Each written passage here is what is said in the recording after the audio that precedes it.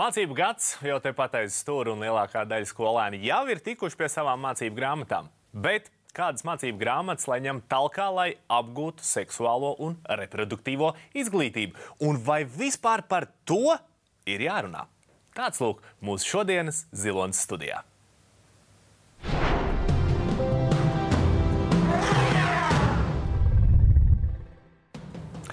Ja par seksuālo izglītību un seksuālajām lietām tiek runāts mājās, tad tur ir divas puses. Vienā pusē ir jaunietis, otrā pusē ir vecāks, un tā ķīmija tur varbūt ir diezgan nērta. Es esmu pārliecināts, ka nekas nērts mums šeit studijā nebūs, bet šīs divas puses mums šeit būs. Jo pie mums studijā ir jauniete, Laura Apsīte, digitālā satura veidotāja. Jauniete, kas uzskata, ka ir ļoti būtiski runāt par seksuālo izglītību, un Ancis Klinsons arī pie mums šodien ir studijā.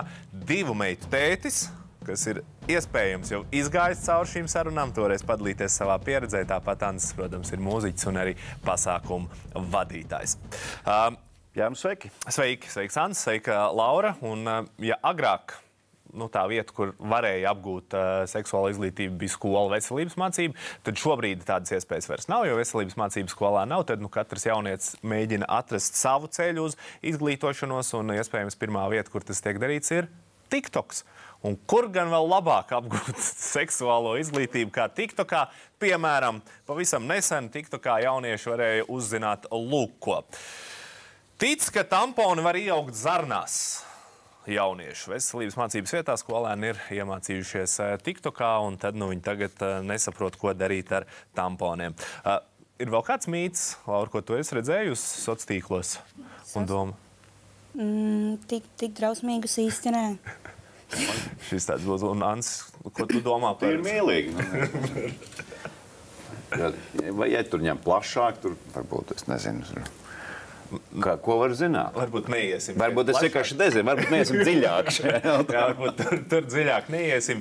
Tā ir nepatiesība, tamponu zarnās neieaug, Laura, bet kā tu vērtē kā jauniete savas zināšanas par seksuālo izglītību un reproduktīvo izglītību un savu vienaudžu zināšanas? Es savus vērtēju diezgan augstu. Manuprāt, es zinu diezgan daudz, bet manu vienaudžu vai principā jauniešu nedaudz zemāk, bet manuprāt, viņas ir jebkurā gadījumā labākas nekā pirms 5-10 gadiem, jo vienkārši ir vairāk informācijas, ir vairāk sliktas informācijas, bet arī labas tā skaitā ir vairāk. Kas ir tā vieta, kur tu iegūst, un tu saki, tas ir tas, ko es zinu, un tā ir? Ir ļoti dažādi avoti. Tas ir tas pats TikToks, Instagrams, kaut kāds seriāla filmas, dažkārt grāmatas, intervijas, podkāsts. Viss kaut kā kopīgi. Nav tā, ka es piesēžos vienā sociālā mēdījā un es tagad uzzinu visu no turienes. Kaut kā ar laiku, ar gadiem no visām vietām sajiet vienā kopīgā bildē. Bet, vai var panākt to, ka tas jaunietis, viņš sēž TikTokā, viņš tagad izlasa to informāciju, un viņš tam vienkārši noticis panākt to, lai viņš pārbauda, vai tā ir patiesība, ka tas tampons tev neieaugstēs zarnās? Nē, var, protams, pārbaudīt informāciju, bet arī iegūglējot internetā ļoti daudz aplamas informācijas. Nē, protams, ka nedara. Varbūt ir vairāk jāiemācās jauniešiem, kā tad paskatīties, saprast, kura informācija labāk ticēt, nē, kādiem cilvēkiem klausīties, nē, bet, ļoti bieži vien mēs paši arī noticam kaut kam, kas nav patiesi. Mēs jau arī nesēžam ziņās un nepārbaudam katru sīkumu arī kā pieaugušie. Bet kā tu jūties, zinot, ka skola nav tā vieta, kur tev runās vecāki? Ir runājuši ar tevi par to? Īsti nē. Ar mani veica sarunu māma, kad man bija 14, man pirmoreiz pieķēra ar puisi mājās, bet nav tā, ka man pastāstīja kādu jaunu informāciju. Viņa jau uzzināja iepriekš. Man vienkārši paredzēja, ka viņi ir tieši šobrīd ir vajadzīgi, un viņi pastāstīja vēlreiz. Kas būtu tas pamats, ko teikt, tas ir labs sākums, vismaz vecākam izstāstīt savam bērnam, lai tad tālāk tu vari pati izglītot sevi? Kas būtu jāzina?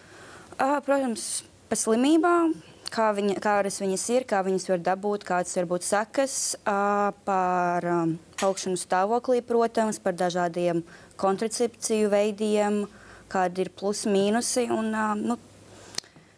arī, es domāju, kā to pateikt latviski, kā consent latviski. Piekrišana, varbūt par tādu piekrišanu, principā, ka zinu, ka daudzām meitenēm mūsdienās varbūt nevis grūtības, bet tādas nesaprašanas, ka viņas bieži vien var pateikt nē, ja viņas kaut ko nevēlas, un teikt pušiem, ka viņiem ir kaut kādas viņu robežas. Un puši arī mūsdienās viņi varbūt dažkārt nesaprot, ka viņi var ielikt savas robežas un neļaut meitenēm kaut ko darīt. Varbūt par to arī būtu jāparunā. Hansi, divu bērnu tētis. Jā, es klausos un domāju, ka tas tiešām interesanti, ka skolās nav veselības mācības. Jo, manuprāt, skolai būtu jābūt tā vietai, nevis tik... Tu kā vecāks teiktu, skola. Jā, es teiktu, ka ok, jā, viens ir, ko vecāki var mācīt, bet, ja tev māca ķīmiju, algebru, māca fiziku un bioloģiju, tad, manuprāt, savilkt kopā šos punktus, kur fizika ar bioloģiju sajiet kopā un kā tas ietekmē tevi. Un visu pārējo dzīvi, man liekas, ka tas ir ļoti svarīgi. Par izglītības sistēmu mēs vēl parunāsim. Tas mums būs raidījuma turpinājumā, bet tu kā tētis, tātad tev ir 2 meitas. Vecums tavām meitām ir? 11 un 24. Tad 24-gadīgajai meitai tu esi izgājis cauri jau visam pubertātes posmam. Viņu ir... Daļa. Bērni ir bērni vienmēr. Jā. Kāds bija? Tu atceries, tev bija tā saruna? Tu stāstīji, kā rodas bērni, jālieto ir prezervatīvs seksā. Kaut kā vairāk man sieva bija tā, kas ar to nodarbojās, jo tās bija tādas tā kā meiteņu sarunas vairāk. Bet šīs sarunas notika, un nevienā brīdī nebija tā, ka, teiksim, man nevar pienākt klāt un kaut ko uzjautāt.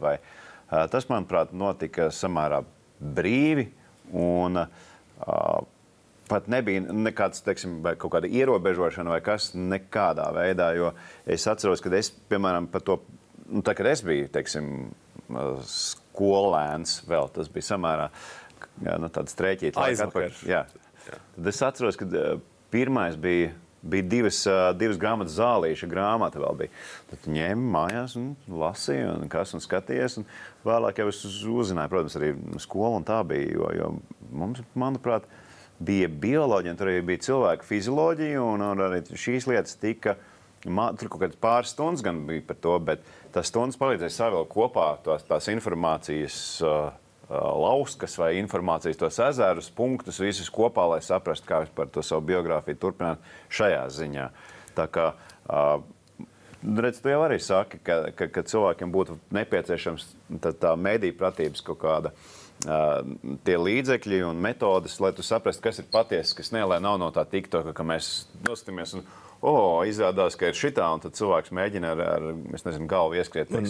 Kā tu teici, Laura, tev ir sajūta, ka varbūt šobrīd jūs esat zinošāki, bet tajā pašā laikā, tu arī atzini, tā informācija ir tik daudz, ka man gribās teikt, ka tā lielākā daļa no tās informācijas ir nepatiesa. Un tā ir papildus prasmi izanalizēt, kas tad ir. Mēs arī nevaram to tā 100% apgalvot. Tā mediju-pratība ir, manuprāt, tas ir tas jūsu paudzes, tas ir tā centrālā lieta, kam ir jābūt visu laiku kabatās. Tā grūti pateikt, kā viņi varētu attīstīt, bet es joprojām laiku pa laikam uzzinu jaunas lietas no TikTok, tā skaitā par seksuālu izglītību, kas varbūt nav tik tā kā svarīgas, bet tiem mazie niansi man tāpat laiku pa laikam jauni uzzinās. Un tas ir ļoti daudz ko interesantu uzzinu. Ja gadās dažkārt nepatiesa informācija. Kas varētu būt, piemēram, tas, ko tu esi uzzinājusi nesen TikTokā? Pieņemsim tas, ka es ilgi nezinu, ir tāda lieta kā plāna B. Tablete, ko tu paņem, ja sanāca seksuāla saistība un nebija izmantots prezervatīvs, viņš pārplīsa un tu gribēji pārliecināties, ka nebūs bērnu. Tas, ko es vienmēr domāju, ka ja tu paņem viņu, tad vienmēr ir vienā tā iespējamība, ka viņš nostrādās. Tas, ko es uzzināju no TikToka, ja tas, ko izdara plāns B, viņš novērš ovulāciju, bet ja ovulācija notika, viņš nevar novērst to, kas jau notika. Un, ja pieņemsim, tas plāns B tiek ņemts dienu pēc ovulācijas, viņš visticamāk nepalīdzēs. Tas palīdz tikai, ja ovulācija būs pēc dažām dienām. Bet tu nostēji šo video, tu izlasi šo informāciju, un tu tālāk, nezinu, pie savas mammas un prasīji, ko tu man vari pastāstīt, jo tas prasa arī zināšanas, tas prasa saprast līdz visu to, ko tu stāstīji. Mums ar Annas pat varbūt ir svešāk šie termini, visas ovulācijas un visas pārējais, jo, mēs kā vīrieši varbūt tik daudz tam uzmanību nepievērš. Es nedomāju pat, ka mana māma tik daudz zina kaut ko tādu. Man var paskatīties internetā, pārliecināties, ka tas nav kaut kāds dīvains fórums, bet oficiāla veselības lapa, tur UK ir oficiāls lapas, USA un citām lielām valstīm parasti ir tās dažas oficiālās, kur var būt vienmēr pārliecināts, ka būs patiesa informācija. Un tad tur arī apmēram pārbaudījām. Ja noskaidrosim, vai arī Latvijā kaut kas tāds ir, Papards Zieds mums arī pavisam drīz pievienosies un viņi varēs pastāstīt. Bet tu gribētu, Laura, ka tu varētu tieši šos jautājumus uzdot skolā? Vai skolā ir kāds cilvēks, kurš ir teicis, droši nāciet runājiet ar mani par to? Skolā? Skolā? ka es nākušu šobrīd uz Jā, ka tu saki, klausies, ko es redzēju TikTokā video par avārijas kontracepciju. Pastāstiet man lūdzu to stundā, kas tas tāds ir un ko es varu darīt ar to? Nu, es nedomāju, ka man tas būtu jādara. Es tomēr būtu jādara kādam speciālistam, ārstam, māciņai kā minimums vai seksologam. Nu, jā, ka tas būtu speciālists skolā, pie kur tu varētu vērsties. Bet agrāk jau bija veselības mācība, kuras pasniedzējs, viņam vajadzēja būt izgājušam noteikti apmācības kursu, viņam vajadzēja zināt bioloģiju, fizioloģiju un vispārējās lietas, lai viņš varētu atbildēt uz šādiem jautājumiem. Tā kā, jā, tagad cilvēki saka, ka vai tad skolā var to prasīt. Tas man liekas savādāk, jo man liekas, ka vajadzētu to prasīt skolā, kad vajadzētu tā būt. Es saprotu, ka nav, jā. Nav nekāds apvainojums par to. Bet tev bija kāds skolā, kurš gāja un runāja? Nu, es dzīvoju aizvēsturiskos laikos, vispār dinozauri jau bija izmiruši, bet no spalvu jau arī vairs nerakstīja, bet tuvu tam. Man bija tāds pārmaiņu laiks, kad bija Padomju Savienība vēl joprojām bija, kad es gāju skolā. Tad es atceros, ka, es nezinu, kur 84. laikam gads, kad bija izdeva Zīlīti slavenā. Tas uztaisīja milzīgu tādu PR lietu un milzīgu šūmēšanos. Beidzot ir bērniem parādīts, kā rodās bērni vispār. Tas bija tādā bērnu žurnāla, bērnu avīzē. 85. gads man šķiet. 85. rekā. Un tas bija tāds milzīgs pasākums. Pilnīgi visu Latviju par to runāja, kā to drīkst vai kā to nedrīkst. Un tas, manuprāt, bija tas pirmais, kas aizsāka to tā publiski. Man paveicās savādāk, jo man māte ir bioloģijas un ķīmijas pasniedzēja. Viņa arī mācīja, un tad man vajadzēja arī kontroldarbus un vispār jau palīdzēt viņai laboties stipri agrāk. Tā kā man ar mātes karota tā fizioloģija, bioloģija un ķīmija un viss, kas ap to ir tā kā kaut kā uzreiz ieliec galvā. Redz, 80. gados Zīlītis atcēla lielu traci, bet kāda trača pasaulē šobrīd notiek izglītības sistēmā un kas notiek pašmā izglītības sistēmā tieši ar seksuālo un reproduktīvo izglītību? Par to runāsim pēc reklāmas, kad mums pievienosies Papardes Ziedu pārstāvi. Jāpalīdz tam mazajam jaunajam individam saprast, ka citādi viņš izvēlās savu seksualitāti pēc tā, kas ir stilīgi tajā brīdī. 38 gadi, pusotra paudze, bet mēs joprojām turpat.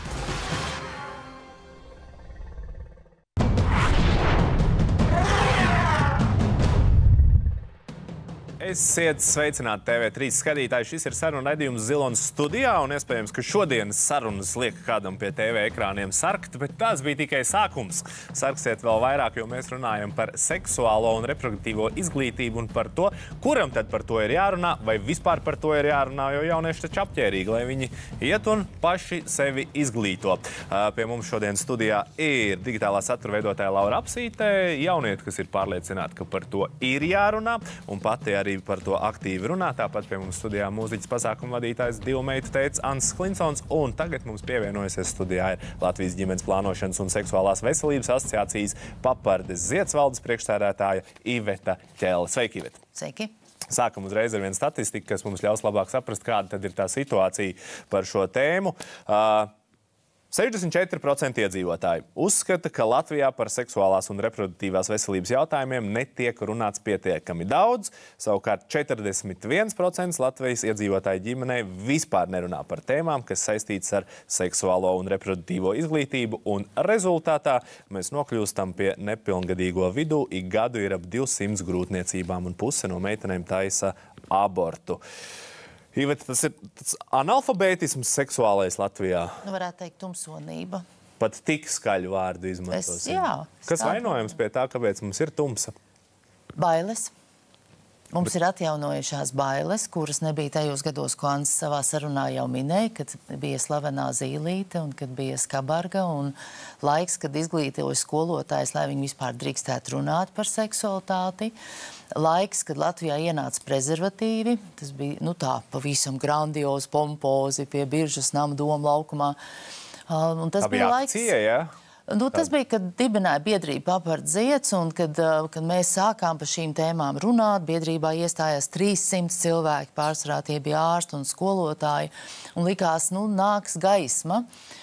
Bet, protams, arī nāca citi strāvojumi, un es domāju, pateicoties šiem citiem strāvojumiem, kuri būtu, nu, es teiktu, fanātiski cilvēki, kuri aizstāvēja ideju, ka nav jāmāca bērni un jaunieši, jo šīs zināšanas var iegūt gan skatoties mākslas darbus, es tagad citēju deputātu, gan tikai mājās izglītojoties, jo tā ir vecāka atbildība. Mēs runājam par vērtībām, un tāpēc par to nav jārunā. Bet mēs uzreiz arī redzam statistiku, 40% to nedarīs, jo to nedara. Jā, bet mēs ignorējam statistiku, vai mācīsim vecākus, jā. Nu, un, protams, 20, 30 gadus esošās reformas gan izglītības, gan veselības sistēmās. Un vienmēr kaut kā caur tam sietam izbirst, kas ir izglītošana, ja prevencija, tas ir kaut kas, ko ļoti grūti pierādīt, ka tam darbam, ka viņš nes augļus. Un te jau parādījās tikai grūtniecības. Bet kas ir vēl tie riski? Vēl neparādījās, ka mēs esam Eiropā 2. vietā pēc saslimušo skaita ar HIV infekcijām, kur nav tikai narkotiku lietotāji, ja tie ir arī cilvēki, kuriem vienkārši seksuāls attiecības. Mēs vispār Latvijā baidamies runāt par tādiem vārdiem kā gonoreja, sifilis, jo tas ir, par to mēs nerunāsim, tas mums nav.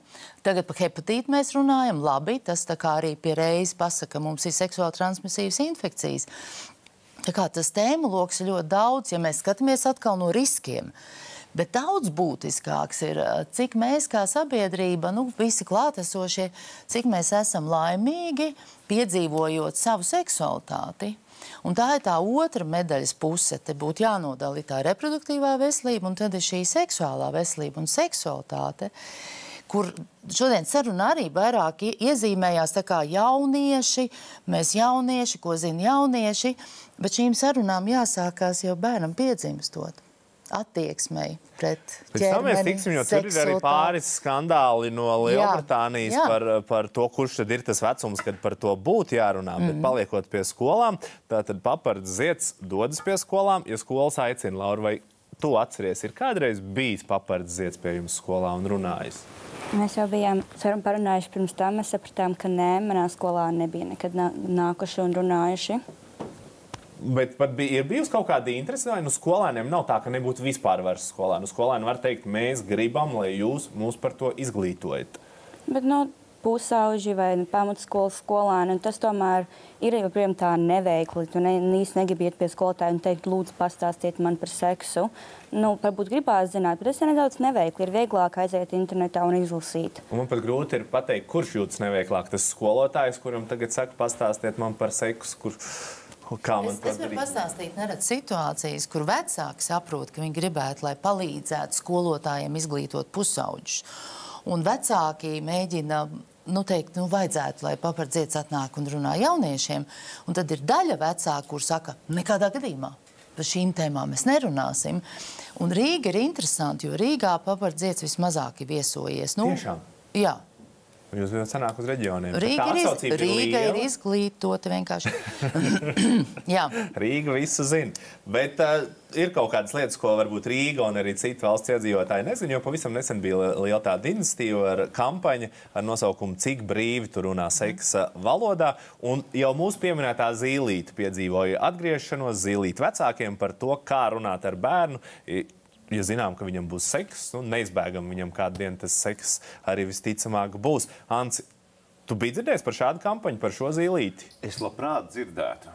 Pastāst man kaut ko vairāk. Šitādi ir, jā. Šādi viņa arī bija, Zīlīte vecākiem. Kampaņa ir beigusies, bet kaut kur tomēr viņa nav sasniegusi. Es domāju, ka noteikti tas ir labi. Varbūt es esmu vienkārši kaut kādā savā burbulinā pamanījis to visu, bet manuprāt, tas ir ļoti sakarīgi, ka ir tāda lieta. Es zinu, ka Papards Zieds vēl es atceros, es vēl pats esmu piedalījies, manuprāt, kaut kādās lekcijās, kad brauc un stāstu uz skolu, un tas bija, manuprāt, kaut kāds 2 vai 3 stundas. 9 minūtes. 9 minūtes. Kad notiek tā visa lieta, manuprāt, šādas izglītošanas būtu svarīgas tādā ziņā, ka Papards Zieds jau vislabāk būtu atsijājis gan tos TikTokus, gan visas tās interneta adreses, kur tas smelties kaut kāda ticama informācija, jo tā medijpratības lieta atsijāt tas pelavas no auzām, vai es nezinu, kādu citu varbūt labāk salīdzinājumu varētu izdomāt, bet katrā ziņā to visu izdarīt, saprotam un tās pareizās adreses iedot. Manuprāt, tas ir tas, ko Papards Zieds arī dara, un tas ir ļoti svētīgi, ko varētu arī turpināt darīt. Un tajās Rīgas skolās ja tie vecāki savos čatos nenobītos no tā WhatsApp grupās, manuprāt, tas būtu tikai labi. Prieks, ka ir šāds izdevums. Bet Papards Ziets, es pieļauju jau pie TV ekrāniem, varbūt, ja tu saņēmi kādu nosodījumu, tad, kad tu paziņoji, ka kurš ir tas brīdis, kad jāsāk runāt par to jau kopš, principā, piedzimšanas. Un cilvēki teiks, ka mēs nokļūsim līdz Gatas Šļūkas karikatūrai, kur bērndārzā sāk runāt par seksu. Kurš tad ir tas brīdis? Nu, redzi, tu ļoti precīzi šobrīd definēji to aplamību, kas nereti eksistē cilvēku vidū. Izpratni par to, ka seksualitāte ir seks. Patiesībā, kopš dzimšanas mums būtu jāmāc bērniem tāda pozitīva attieksme pret savu ķermeni, pret savu kailu ķermeni. Mums būtu bērniem jāatbild uz visiem jautājumiem. Un te sākās tieši tas, ka mēs nerunāsim par seksualitātes tēmu, domājot, tas ir seks, ja? Tā tēma ir daudz plašāka, un man prieks, ka Laura ļoti aktualizēja būtisku tēmu šodien, kas ir šī piekrišana, ja? Bet tas viss, jo pēkšņi ir tas labais joks, ka tētis savam dēlam saka, viņš ir saņēmies, beidzot jārunā par prezervatīvu, viņam tie 15 gadi tam dēlam jāparunā, ja? Un tas tēvs, saņēmies, viņš tēt runās, un dēls parunāsim par seksu, un kāda ir tēva atbildi? Tēt, ko tu nezini, vai ne? Bet tas teica arī, viņš jau katru dienu par to nerunā. Ne, bet tas, ko es vienkārši gribēju teikt, ka nereti vecāki domā, kad tagad es to parunāšu, bet ja mēs sākam kopš dzimšanas domāt gan par to ķermeni, gan iedot vārdus visam intīmās zonas orgāniem, teikt šos vārdus, mēs pierdinam gan pie sevi runāt par šīm tēmām, gan mēs tam savam bērnam pasakam, ar mani tu vari runāt par visu, un tas ir ok, un es varbūt nezinu kaut ko, bet es meklēšu tās atbildes. Bet vecākam ir bail, ka tas vienkārši notiks, līdz ko es sākšu runāt par piekrišanu, tajā brīdī viņam varbūt tā interese būs lielāka, viņš mēģinās tagad ar to seksu nodarboties. Protams, tas ir viens no mītiem, jā. Un Lielbritānija nesen arī nonākusi ir tādā skandālā, ko jau mēs te arī nedaudz pieminējām, tātad kurš ir tas brīdis un par ko runāt, kad apvienotajā karalistē vecāks sacēla trats, ka bērniem skolā māca, kā masturbēt, māca, kas ir anāls seks, māca, kas ir šīs te dzimuma identitātes, tas notiek jau no ļoti mazas kājas, un vai šādam skandālam ir pamats? Ants, tu kā tētis? Jā, es neesmu ritīgi iedziļinājies šajā skandālā, bet es gribēju teikt, ka tā stigmatizācija, ko noteikti novērstu šī audzināšana no mazām dienām, manuprāt, tas ir strīdīgs jautājums, vai vajag mācīt par kaut kādiem aspektiem vai nē, bet to var visu saprast un noregulēt, bet es domāju, ka tādām lietām, kas attiecās un ir atbildīgs par tavu veselību, vispār reproduktīvo veselību, vispār veselību un seksuālo dzīvi, viņam būtu jābūt zināmām, nevis stigmatizētām un noslēptām. Kurš ir tas brīdis? Laura, kurā brīdī tu uzskati skolā vajadzētu tagad nākt iekšā Papards, nezinām, 12 klases? Kur ir tā klase, kad mācīja? Būtu jānāk ik pēc 3 klasēm kaut ko jaunu stāstīt. Ja, protams, tu nestāstīsi vienu to pašu 12 klasniekiem un 3 klasniekiem, bet katriem vajag dozēt to apjomu. Tā pašu anālo seksu ir arī daudz svarīgs lietas, kas jāzina, ko visticamāk 12 klasnieki agrīvā vēl jau sāk eksperimentēt. Un viņiem tas būtu jāpastāst. Laikam 3 klasniekiem tas vēl īsti nav jāzina, bet 3 klasniekiem ir jāzina par to pašu nepiekrišanu, ka ja kāds pieaugušs cilvēks tev aiztiek, jāiet pateikt vecākiem, ka tas nav normāli. Par to, ka ir dažādi dzimuma orgāni meitenēm, vīriešiem, bet 12 klasniekiem savas tēmas. Katrā vecumā citādāk.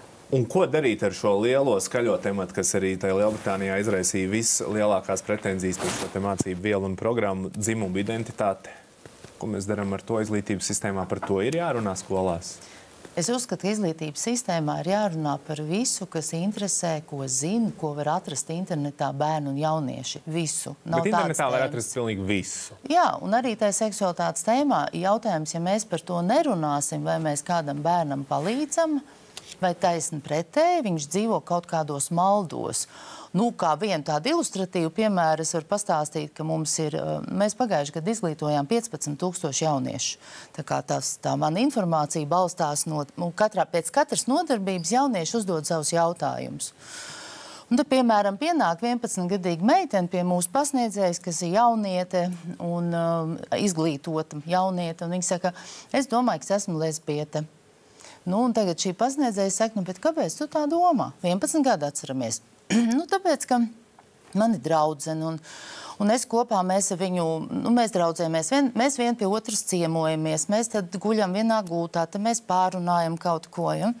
Un kas ir noticis ar šo 11-gadīgo bērnu? Visticamāk, viņš ir TikTokā saskatījies un viņš ir izdomājis, ka tā kā viņam vēl nepatīk puiši, un normāli, ka 11 gados nepatīk puiši, jo puiši visi stulbeņi, puiši visi viņi kaujās, viņiem vispār nekas neinteresē. Vikants smaja ar galvu. Un es domāju, ka mēs klātesošās sievietes, mēs atceramies, ka tas ir normāli kaut kādā vecuma posmā, ka mēs ar draudzenēm visu rejam, mums visi kopā.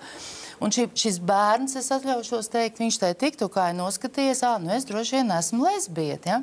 Un tad, kad šo meiteni tu izrunā un saka, ka tev ir jāpagaida vēl, lai tu vispār saprastu savu seksuālo orientāciju. Un tā ir tā maldīšanās. Un tieši tas pats ir ar šādām dzimuma identitātēm, ja? Ja mēs vispār šo jautājumu ignorējam, tad mēs nolemjam to bērnu, ka viņš tur pats maldās un domā nesko. Tāpēc es domāju, par visām tēmām jārunā. Ir cits jautājums, kas šeit izskanēja, kurā vecumā, kādā veidā, un tā ir vislielākā gudrība, jo seksualitāte un seksuālā orientācija un arī šī nobriešana katram cilvēkam attīstās savādāk, citā laikā. To noteiks gan tas, vai bērns aug abu vecāku ģimenē, vai viņš ir sociāla atstumtības riska grupā, vai viņam vecākiem atņemts tiesības, vai viņš pats niekojās ar kaut kādām vielām. Tas tu visu to noteiks, ja? Zelta vārdu. Es pilnīgi klausos kā mūzikā, jo es domāju, ka jāinformē un jāpalīdz tam mazajam jaunajam individam saprast, tad citādi viņš izvēlās savu seksualitāti pēc tā, kas ir stilīgi tajā brīdī, kas viņam liekas, ka viņš redz, tagad man nepatīk tur. Mēs tagad ar čaļiem tur spēlējamies visu laiku, laikam būšu gejs, vai otrādi. Bet, Laura, vai tavuprāt, tu arī vissvaigāk esi ar jauniem cilvēkiem saskārusies un esi klātesoša. Viņi mācīs izmantot šo informāciju, viņi sapratīs to, ko viņiem saka?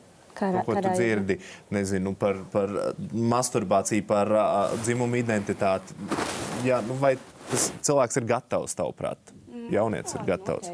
Ir ļoti daudz par to pašu anālu seksu, tik daudz tie sīkumi un daudz mūsdienās eksperimentē, tas ļoti daudz populārāk. Pieņemsim, ka var saņemt testīdi arī no anālā seksa. Anālā seksa cilvēki domā, ka nav vajadzīgs prezervatīvs, nevar taču palikt stāvoklī.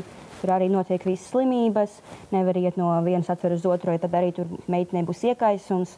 Visi tie sīkumi un cilvēki eksperimentēs, jebkurā gadījumā tie, kas negribēs anālu seksu, viņi arī netaisīs pat jūs pastāstīsiet viņiem, bet tie, kas eksperimentēs, viņiem būs mazāk nepatikšanās. Bet tavuprāt, kas būtu tas ideālais runātājs? Tātad mums ir papards ziedu pārstāvi, mums ir bioloģijas skolotāji, vai mums ir tas jaunietis? Kas, tavuprāt, vislabāk spētu izglītot jaunieti šajos jautājumos? Es domāju, tam jābūt kādam uzaicinātam cilvēkam un vēlams stipri vecākam. Varbūt, ja tie ir 12 klasnieki, kāds 30-gadīgs, ja tie ir varbūt kādi pusauģi, kāds 25-gadīgs. Jo, kad tu runā, tu savu skolotāju satiec katru dienu, tu negribi pēc tam dzīvot un iet uz tām visām stundām, kad tu zini, ka tu iepriekš runāji par savu skolotāju par anālo seksu. Tas kaut kāds jābūt āram neitrālākam cilvēkam, bet tā, lai tu jūties viņam tuvāk, ja tas būs kāds 50, 60 garīgs cilvēks, varbūt viņam ir visas zināšanas, varbūt viņš ir atvērts, bet jaunieši tā automātiski padomās, ka viņš taču nesaprot, viņš ir vecāks, viņš nezina, viņš varbūt nesaprot mani, vai viņš mani nosodīs. Kāds tuvāks. Un man ir, Laura, milzīgs prieks, ka tu esi apzināti vai neapzināti, bet nedaudz uzņēmusies šo lomu, un vismaz šeit raidījumā tu esi iesākusi to sarunu, un tavi vienaudži tevī klausās vairāk nekā mūsos ar Anci. Tāda ir tā realitāte. Un paldies, ka tu atnāci pie mums šodien uz raidījumu. Pēc reklāmas pauzes mums pievienosies vēl kāda viešņa, un, kā mēs te jau teicām, leģenda no 90. Tiekamies pēc brīža.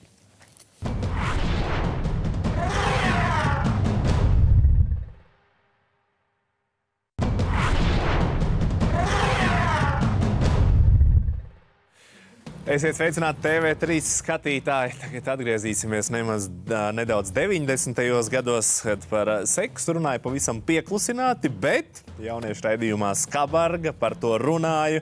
Un toreiz tas izpelnījās ne tikai sajūsmu, bet arī sašutumu. Iespējams arī kā šodien, varbūt nekas daudz nav mainījies, un nav mainījusies arī daktere Anita Plūma, kas pie mums šobrīd ir studijā pievienojusies. Sveika, Anita, paldies, ka atnāc. Kā paiet tagad tavs dienas? Darbā, joprojām darbā, jo joprojām strādāju savā profesijā. Es esmu psihoterapeits, psihoanalītiķis, joprojām turpat. Tā ka dienas paiet pilni. Un tieši pirms mēs atgriezāmies ēterā, to Janita teica, nekas nav mainījies. Diemžēl. Nu, jā, diemžēl. Ja mēs runājam par seksuālo veselību vai par psiholoģisko veselību kā tādu, interesanti, tieši pateicoties jūsu raidījumam, saskaitīju gadus un padomāju, 38 gadi, pusotra paudze, bet mēs joprojām turpat. Un par to mēs tiešām šodien runājam, un pie mums tāpat studijā šodien ir divu meitu tētis Andris Klinsons, tāpat viņš arī mūziķis un pasākumu vadītājs, kā arī Papardes Ziedvaldes priekšsēdētāja Iveta Ķelle pie mums. Un atgriežamies tad 90. kad bija tā aina, kā uzvilkt to prezervatīvu uz banānu. Ants, atceries to? Protams, neaizmirstams atmiņas. Neaizmirstams TV notikumus. Cik grūti bija sadūšoties kaut kam tādam toreiz un kaut ko tādu izdarīt? Nu, toreiz bija grūti patiešām, jo viss bija diezgan aizspriedumaini. Televīzijā jūs atceraties stīva, arī Skabarga bija stīva. Bija bailes, neapšaubāmi par tādu tēmu runāt publiski, nenolieksim. Un bija arī ļoti liels nosodījums par to. Man, starp citu, bija savā laikā pat jāiet uz ministriju skaidroties, kāpēc tā.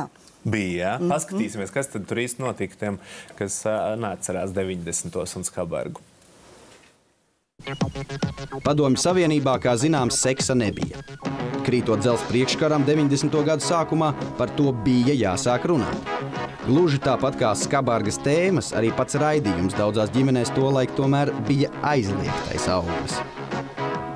Nevienam uz pieres nav rakstīts, vai viņš ir slims vai vesels, tad par šo nelaimīgo prezervatīvu, kuru vēl piedāvām ir grūti dabūt, ir jādomā. Katram prezervatīvam galiņā ir tāda neliela telpiņa, ja bija stilpums, tāpēc lūdzu uztveriet to veselīgi. Pieiet ar humoru varbūt, ja jums tas liekas pārāk drastiski. Tas pirmais nav pieejams. Nu, tās tādas lietas, ko grūti šobrīd ir iedomāties. Lai gan, es nezinu, kā Papardes. Nē, starp citu, lai gan, ja jaunietim jāizvēlas aliņš vai prezervatīvs, viņš izvēlēsies aliņu. Un joprojām ir diezgan daudz jauniešu, kuriem, mēs tā pieņemam, ka tas ir pieejami. Tā nav. Es atceros, kad man bija iespēja pamācīties vidusskolas laikā Nīderlandē, tad tur skolā bija prezervatīva automāts. Un tas mums atbraucot tur no Talsiem bija, kā tas ir iespējams. Jā. Mūsdienās, Ants, kā tu redzētu to skolās prezervatīva automāts? Kāpēc nē? Es atceros, bija tā, ka Papardes Zieds, ka brauc uz skolām, man liekas, ka jūs dalījāt. Mēs joprojām dalām. Jā. Es atceros, es arī braucu uz skolām, uz skolām, arī runāt par līdzīgām lietām, un arī mēs, man liekas, ka sadarbojāmies, tas jau ir ritīgi sen, bet arī dalītās lietas, jo nebija pieejams tiešām. Automāts, es domāju, kāpēc nē, ja jau vajag, tad vajag. Un tā ir tāda lieta, kurai, man liekas, būtu jābūt pieejamai arī cilvēkiem, kas bāros. Jā, varbūt, ka kaut jo iedos prezervatīvus, viņi taču visi ar seksu sāks nodarbot. Ideāli, bet mums taču ir demogrāfijas krīze. Nu, labi. Vai nepēdies brīdis sākt? Tāpēc varbūt nav tie automāti. Es pēkšņi aptvēros, ka tur iznāk pretruna. Ir, varbūt, ka tās 200 grūtniecības ir demogrāfijas glābšanas plāns. Rūpīgi izplānot lietas. Jā, par ko mēs nezinām. Anita, ko toreiz vecāki teica 90. kad viņi ieraudzīja, ka tu jaunieši un tā? Bija dažādi. Ja mēs atceramies, bija kādreiz tāda anekdote, kad jauns cilvēks atnāk uz aptieku un prasa, man vajag prezervatīvu, un aptiekniece saka, tu uz austiņu. Viņš saka, man nevajag uz austiņu, man vajag pilnīgi uz citu vietu. Tā kā tajā laikā iedomājieties, ja vajadzēja uz austiņu un televīzijā pēkšņi parāda, ka uzvelk prezervatīvu vienalga uz kā, tas bija reāli arī skandāls. Nebija pozitīvi uzņemts. Jaunieši uzņēma ļoti pozitīvi, bet pieaugušie cilvēki kā nu kurēs. Bet vēl aizvien man šeit, ka cilvēkiem ir kauns par to runāt, par prezervatīviem. Nu jā, tāpēc, ka redzat, tas, ko Iveta teica agrāk, es gribētu tikai atkārtot, seksualitāte jau nav nekāda selektīva lieta. Tā ir personības sastāvdaļa. Ja cilvēks iekšēji nav brīvs, tad grūti runāt ir par daudzām lietām. Tā izskaitā arī, piemēram, par seksualitāti. Andris raidījuma laikā pieminēja, ka tu gribētu, lai skolās ir tāda lieta kā veselības mācība. Nu, es esmu ieinteresēts diezgan, jā. Divmeitu tēvs. Bet tu to pats vairāk teikt, lai tiktu vaļā no šīs atbildības mājās par to runāt, lai to dara skolā, vai vienkārši tu zini, ka tur būtu profesionāls, kas to izdara? Jā, es piekritīšu tam, ko tu saki. Es gribētu, lai tas ir profesionāls, kurš tieši tajā vecuma posmā, kuram tam domāta, kas var selektīvi skatīties, kas tieši šajā brīdī būtu jāzina vissvarīgākais, kas būtu jāzina pēc gada, pēc 2, 3, lai tas notika plānveidīgi, nevis es tagad domātu un tagad parunāsim par to, ne? Un tad es esmu tas, kurš tagad mēģina noķert to brīdi, ko mēs zinām, ko nezinām, ko man vajadzētu teikt, ko nē. Lai to dara cilvēks, jau kas ir sagatavojies, tāpat kā teātra aktieris, lai nav tā, ka vienkārši cilvēks uznāk un tagad tēlo, vai tagad novad raidījumu. Tomēr ir jābūt mazliet, vai vairāk, ir jābūt sagatavotam cilvēkam, lai tu varētu to lietu darīt. Un tas, manuprāt, ir tas, kāpēc speciālisti būtu vajadzīgi. Tas, kāpēc arī būtu vajadzīgi speciālisti, kas gan māja ar galvu, jo speciālisti tika gatavoti. Nu jā, tur jau tā lieta, man liekas, tas, ko jūs sakat, ir ārkārtīgi vērtīgi. Redzat, ir tā, ja mēs runājam par ļoti personiskām lietām, un seksualitāte ir viena no tām, tad cilvēks ir tik īpatnēji iekārtots, kad mēs sakrājam savu informāciju kopš dzimšanas. Ja jums ir grūtības kaut kādas ar jūsu seksualitāti, es nedomāju, bet pieņemsim. Tad, ja jūs runājat ar savu bērnu, jūs automātiski pieskaraties šīm grūtībām. Nepasakot ne vārda, jūs tās nododat uz priekšu. Šai sakarā gribu atgriezties 90. gados, pateicoties toreizējam izglītības ministram Andrim Piebalgam un vispār tādai ļoti lielai sabiedrības atsaucībai tieši uz Skabargu. Mēs gatavojam veselības mācības skolotājus. Tas notikās ģimenes centrā tieši balstoties uz šo, lai cilvēki, kas runā par seksualitāti, nenodotu savas problēmas uz priekšu. Tas bija interesants, ļoti liels darbs. Mēs sagatavojam arī diezgan daudz cilvēku. Es pat pamanījos maģistra darbu uzrakstīt par šo tēmu. Man liekas 300. Un šie cilvēki bija gatavi runāt. Un jums ir pilnīga taisnība. Tad cilvēks, kad viņš saprot sevi labāk, saprot tēmu labāk, saprot, kas ir pretī bērns, viņš māk pateikt to tiešām tā, kā bērnam vajag. Bet mēs, diemžēl, par to runājam pagātnes formā. Kas notika? Kas notika ar veselības mācību? Kas notika ar tiem speciālistiem? Tas ir Pasaules bankas rekomendācija 2005. gadā. Tas nav Latvijas cilvēki. Tā bija rekomendācija, kur izglītības ministrija ņēma vērā. Tas nāca no Pasaules bankas? Jā, nē, bet mēs sekojam, mēs jau esam sastāvdaļa no tāds lielāks geogrāfisks telpas, par laimi šobrīd tā ir Eiropa, ja? Un šīs visas pārmaiņas notiek arī Eiropas skolās. Un ir bijuši dažādi eksperimenti, kā mēs veselības izglītību bērniem nodrošinājam, ja moderni sakot, veselības pratību, ja? Un tiešām ir bijuši mēģinājumi integrēt sociālajās zinībās veselības tēmas. Tad Somija nonāca pie secinājuma, ka īsti mēs nevaram integrēt, mēs nevaram visas tēmas integrēt un uzsverot vēlreiz to pašu, ne ik viens un ne katrs skolotājs drīkst, vai mēs drīkstētu atļaut viņam runāt par seksualitātes tēmām. Jo, piemēram, ja skolotājs ir homofobs un mūsu sabiedrībai daudz joprojām homofobi, visticamāk, viņš to tēmu vai nu vispār ar bērniem nepārunās klasē. Vai tas ir slikti? Vai teiks, ka tas ir slikti, ka tā ir slimība, ja tas ir ārstēm, tur daudz teorijas. Un Somijā šis eksperiments, kad viņiem bija integrēta seksuālā izglītība veselības izglītībā, uzreiz viņiem pieauga gan nepilngadīgo grūtniecību skaits, šis cipars. Un pēc tam viņi pārlika atpakaļ, ka seksuālā izglītībai jābūt atdalītai un tai jābūt specifiski sagatavotiem pedagogiem. Mums ir tik daudz reformas šobrīd, kad man ir grūti... Skola 2030 neparedz neko? Paredz. Skola 2030 paredz, ka veselības izglītības elementi ir daļa no sporta un veselības skolotāja atbildības, kas man... Pareizi saprot, sporta skolotājs. Pareizi. Un es tā iedomājos, Ants ir sporta skolotājs, viņš māca, mēs grozām pie reizes ar puišiem runā par erekciju. Ja pa naktas kapjiem sapņiem, ne? Ja skrien meitenē blaks un runā par menstruācijām. Labi, bet kur man liekas tā lielākā pretruna ir, mēs arī zinām to, ka Latvijā ar vien biežāk mēs dzirdam, ka bērni ir... es negribu teikt tādu rupju vārdu tīzlī, nevar atrast labāku vārdu šobrīd, bet ka viņi nav pietiekami fiziski sagatavoti. Un man liekas, tas ir milzīgs absurds, ja mēs tagad atņemsim sportam un teiksim daļu no sporta, ir jārunā par veselības tēmām. Tā ir viena, manuprāt, problēma. Un otra problēma ir, vai tiešām sporta skolotāji ir pietiekami sagatavoti. Varbūt, un sporta skolotāji droši vien runā higiēnu, pieņemsim, daļa. Bet jautājums, vai viņi pārunā visu šīs sarežģītās tēmas, kas ir saistītas šodien ar seksualitātes jautājumiem, kur bērni zina tik daudz, ka varbūt pat mēs nezinām tik daudz. Tur ir milzīgas šaubas. Tad skaidrs, mēs nevaram līdz galam, īpaši es arī kā jaunais tētis, tad skatos uz skolu, es nepaļaušos, ir jādomā, ko es varu darīt mājās. Kā ģimenē sākt par to runāt? Kas ir tie posmi, varbūt, ko tagad vecāki, kas arī skatās mūsu un dzirdi?